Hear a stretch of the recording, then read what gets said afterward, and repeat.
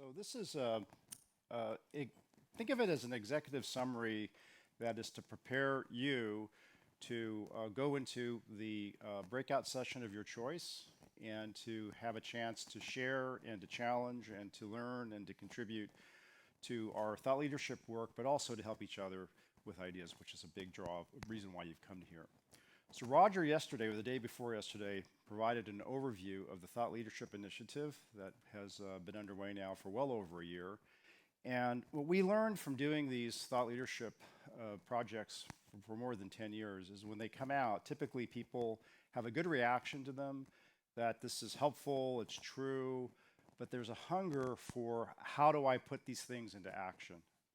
So after hearing that for many years, we decided this year, while we will issue some sort of report, we're trying to make the Thought Leadership Initiative outcome, or the deliverables, horrible word, more of a how-to as much as we can.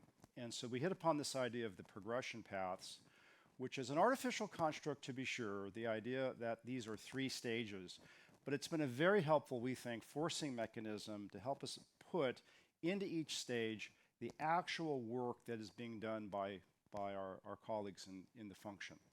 And to help them see, yes, this is where I am, and to validate, and this is where your input today will be very, very helpful. That's where I can go next and what's required there. So let me walk through each of these a bit. And of course, ComTech I did yesterday in great detail, so I won't do that again here. I hope Roger mentioned, I trust he did yesterday or the day before, that we have learned that a good number of chief communications officers have formal responsibility for corporate brand, both B2B and B2C. And how many of you are responsible for the brands of your companies? Okay, terrific. So more validation there. When we then asked, what does your remit include? What are you doing with this responsibility? What is the work of brand stewardship at your company? We heard a range of things, but the most of what we heard was this. This is the professional stage, and here it is about the identity of my company.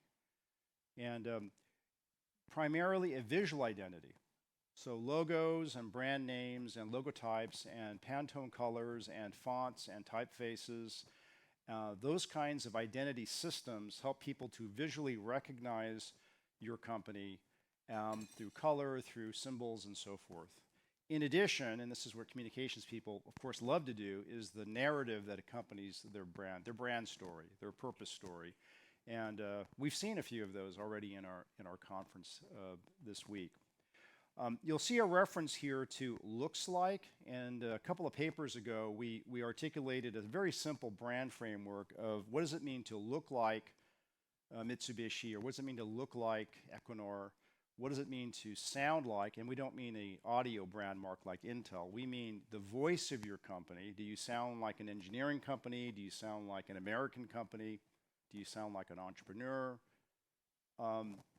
What's it mean to think like your company? How do you solve problems? How do you create value? And what does it mean to perform like your company? And that spectrum, we think about great brands that we all know and admire. You can take your pick, take Apple, take Disney, whatever one you admire. They actually provide a brand experience with great fidelity across that spectrum. Of course, you recognize the Apple logo, but you recognize and value the experience you have with Apple online, in store, with product, when you have a problem, all the way through.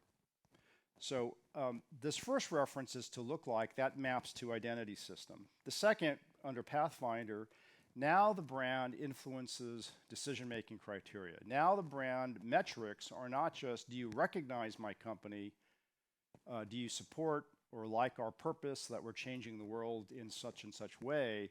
Now it's, do you choose our company either to work for us or to buy our product or service or to invest in us? So now the brand measurement isn't versus yourself, it's versus the relevant peer group. And depending on stakeholder, peers the decision maker has choices. The peer group might be people who offer the same kind of product or service, of course, but it also might be, in the case of, will you work for us, the peer group could be other kinds of employers. There, the brand system metrics will change. Here, and I think you're going to find this in all of the progression paths, the second stage is a move from storytelling, communication, messaging to experience. And Pathfinder means we have we have a clear sense of not only what it is to look like Apple, but what it is to sound and think like Apple. And now it isn't just publishing those as standards, it's is that what is experienced through moments of truth? You see that reference here too. And gap analysis comes up a lot in Pathfinder. In other words, um, we say we want to be recognized as this kind of a company, but take a moment of truth. Classic one for employees would be first day on the job, or for customer crisis or customer problem. Analyze the moment of truth and say, to what degree does that experience, um, is that on brand? Not just is it awful or not awful, but is it true to what we want to deliver as our company? And that's why filling out this framework of looks like, sounds like, thinks like is important, because you can't evaluate first day on the job, customer crisis, or what have you, unless you have clear understanding, if you haven't defined that as clearly as you would define your fonts and your Pantone colors in the first stage. Pacesetter for brand now, it becomes pervasive, and I think you're also going to see this in all of the progression paths when you get to Pacesetter. It's not just interventions, moments of truth, problem areas to address. It becomes more systematic, and here, yes, data becomes highly important, and the KPIs evolve too. So for some companies, Net Promoter Score is a way of measuring that. You actually instrument all of the experience touch points you might have, not only with customers, but with other stakeholders who matter. And that's not a survey that goes out, it's instrumented. So you're constantly getting feedback, and that feedback's not going to a department to analyze. The feedback's going directly to the relevant parts of the business that can act upon the issues. So that's brand, enterprise brand stewardship or brand management in the hands of the CCO.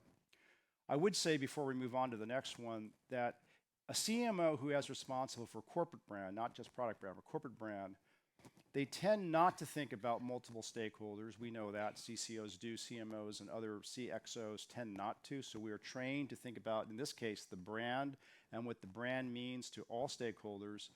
What we have to then do as we progress from left to right here is it's not just the message we want to deliver or the influencers we want to affect for all those stakeholders. It's now the experience that we want to deliver to those stakeholders to help them make a decision in our favor, and then making that a systematic platform or an operation in our companies.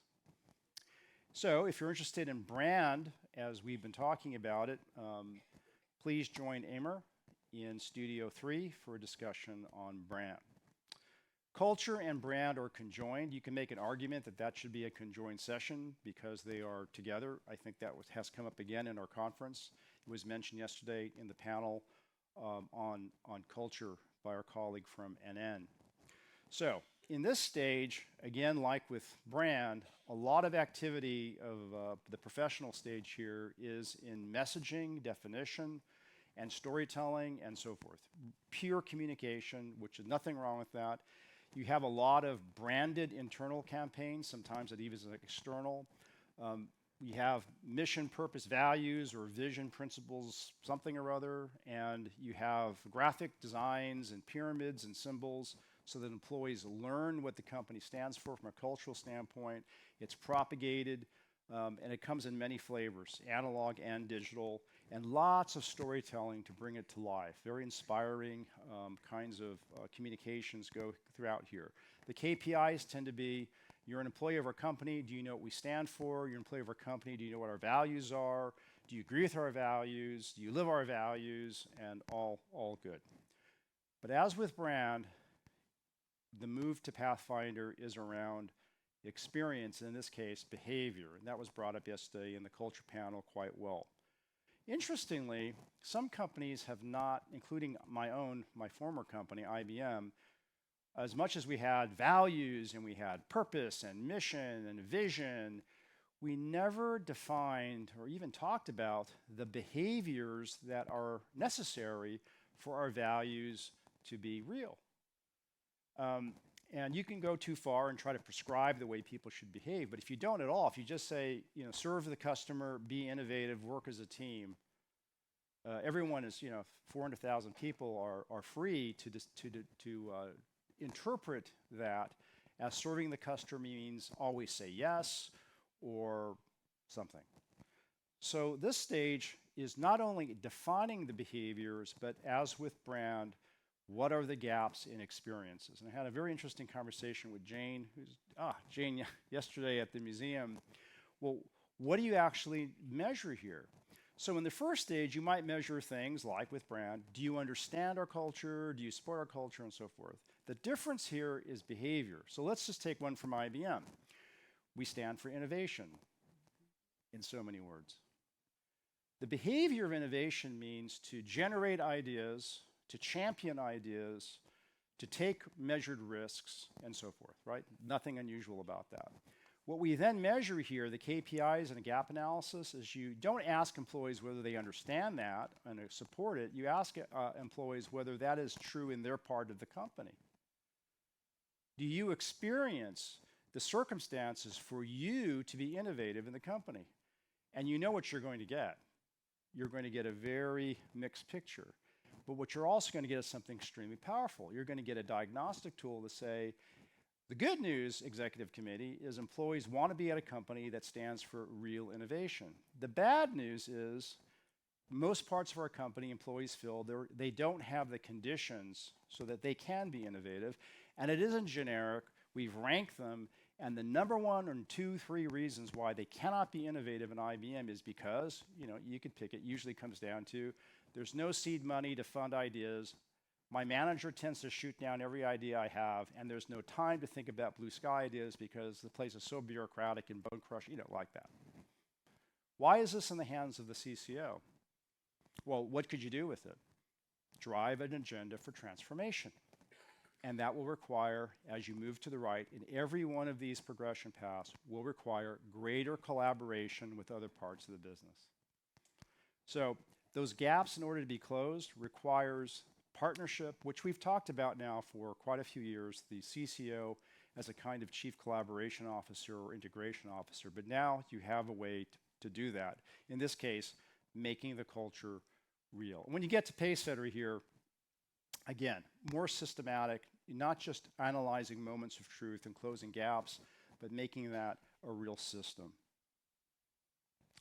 So if you're interested in talking about culture and weighing in on that progression path, please join Peter in Studio 4. Societal value, similar.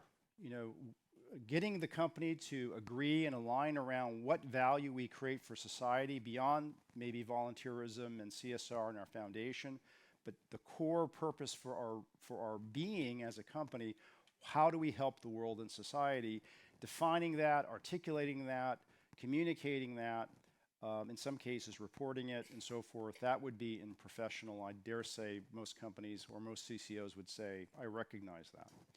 The jump to Pathfinder, again, is it real? Is it actually something that is in the business itself? And really interesting comment from our colleagues at Novartis. So Carrie Scott came to the spring seminar. She saw this progression path, I think, in some form back then. Had a couple of follow-up conversations with Carrie, and she said, we're very proud that at Novartis we had, and maybe I don't have the exact words, but we make drugs that make people healthy, but also they're accessible. Because the issues around accessibility and affordability of pharmaceutical product.